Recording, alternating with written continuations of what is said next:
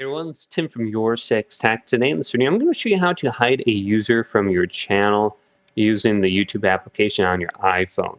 So maybe you're live streaming or something like that, or maybe you don't want to see someone's content.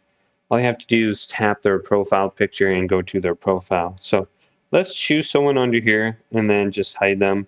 So like this person right here, I don't know who this is. We can just go to this video and then we can go to their profile. So let's tap it. Just go to the profile little picture and tap it and you'll go to their profile. And then go to the upper right. There's going to be three little dots. And then you're going to have these options on the bottom where it says share, hide user from my channel, or help and feedback. So you can just simply go to hide user from my channel. And this person will be hid from your channel in the future. So they won't be able to comment on your videos or anything like that.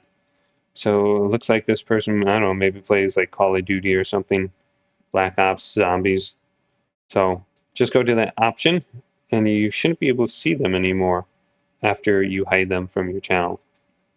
So hopefully this video did indeed help you out. If it did, leave it a big thumbs up and subscribe to my channel down below for more tech videos coming up next on YourSixTech.